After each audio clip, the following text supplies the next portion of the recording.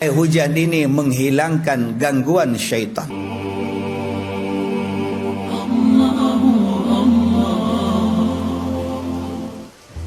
Subhanallah. Kata Allah, dia membersihkan kamu. Bersih sungguh tuan-tuan. Rumput jadi segar lepas hujan turun. Sungai-sungai jadi segar. Longkang-longkang ni rasa selamat tuan-tuan. Kalau tidak tersumbat longkang depan rumah kita tu, air tandas orang sebelah dia lepas je dalam longkang. Baunya boleh tahan ustaz. Dengan sebab hujan turun, dia tolak sekali. Dia bersihkan badan kita. Sebab itu saya syorkan pada tuan-tuan, mandi hujan. Demam ustaz. Kalau begitu makcik kena pergi hospital. Sebab makcik yang tak sihat. Bukan hujan tak sihat. Dalam badan makcik tu ada benda tak sihat. Badan kita penuh dengan toksik. Bila penuh dengan toksik, maka bila kena hujan dia jadi demam. Bukan hujan yang salah, badan kita yang salah. Sila buat rawatan cepat. Kadang-kadang kita tak tahu benda apa yang ada dalam badan kita. Hujan itu bagi tahu apa masalah kita. Cuba tengok orang dulu-dulu main hujan, ada demam. Budak-budak main bola dulu-dulu ada demam. Lagi hujan, lagi dia orang tunggu tak ada demam. Pasal dia sihat. Yang hari ni kita kena hujan balik masjid bersin, maknanya ada penyakit. Memang ustaz. Jadi jangan salahkan hujan, salahkan kita, sebab dalam badan kita ada penyakit. Hujan itu kata Allah, dia membersihkan kita. Jadi hari apa yang paling elok untuk mandi dengan hujan? Hari apa pun tak apa. Tapi kegemaran saya ialah mandi hujan malam Jumaat. Saya kalau berpeluang mandi malam Jumaat, hujan pukul 1 pagi pun saya mandi. Keluar daripada rumah, duduk di halaman, mandi. Pakai kain plekat mandi.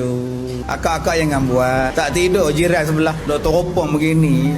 Jadi kalau nak mandi, tak adahlah air hujan. Tak ada air hujan, mandilah dalam bilik mandi. Akak-akak ni sakit kepala, migraine, tuan-tuan ambil air hujan. Okey, tuan-tuan ambil air hujan, campur dengan ice cube, ais ketul tu, ice cube tu, bubuk dalam baldi tu, mandi. Tapi bukan mandi dengan air hujan tu, mandi air biasa. Ketika dah habis mandi, ambil air cube campur dengan air hujan tadi, siram kaki tuan-tuan. Ditutup dengan air hujan campur dengan ice cube. Ini adalah terapi kita untuk kepala. Jadi saya selalu mandi malam Jumaat. Ustaz, nak tahan air hujan, tak ada air hujan tu daripada bumbung ke macam mana? Orang tua-tua cakap tak boleh pada bumbung, kena direct kata dia. Kena direct tengah-tengah laman tu ustaz. Orang dulu-dulu tak bagi kita tadah air bumbung sebab macam-macam taik atas bumbung tu. Taik burung, taik kelawar, taik musang, taik orang pun di atas no? Kalau bumbung kita bersih, silakan. Kalau kita tak pasti bumbung tu bersih tak bersih, tengah laman dah kita buat. Boleh jadi untuk minum, membersihkan dalam badan kita. Boleh mandi untuk badan kita, jadi bersih untuk badan kita. Yang kedua, kata Allah, air hujan ini menghilangkan gangguan syaitan. Siapa cakap? Allah cakap. Sebab itu saya suka tuan-tuan, kalau tuan-tuan ni pergi berubah guna air hujan. Ada satu orang daripada Kedah, mak mentua saya, dia kata, dia panggil saya ustaz. Dia kata, ustaz, pergi cari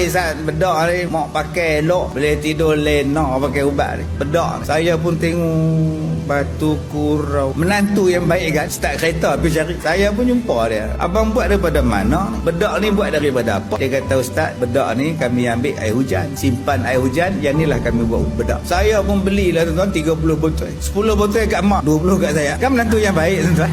Bila saya amalkan, elok tuan-tuan. Rasa lena, rasa seronok tuan-tuan. Air hujan. Tak ada air hujan, ambil bedak sejuk, tempek-tempek, lumur satu badan. Anak yang susah nak tidur, cucu yang menangis malam, asal malam nangis, asal nangis je malam. Jadi susah nak tidur, ambil bedak sejuk, lumur satu badan. Baca Al-Fatihah 7 kali, jalan. Baik. Jadi kalau tuan-tuan ni ada gangguan syaitan, ustaz, macam mana nak tahu ada gangguan syaitan? Banyak cara. Pertama, tengok pada kuku. Kuku kita ni bersih, putih, elok. Bahagian yang paling bawah dengan isi, dekat dengan isi kulit kita, selalunya warna putih, maknanya sihat. Kalau 10-10-nya hitam, itu tandanya sakit. Baik, jadi salah satu tanda gangguan sihir seperti santa, dia akan hitam. Berapa jari ustaz? 10-10.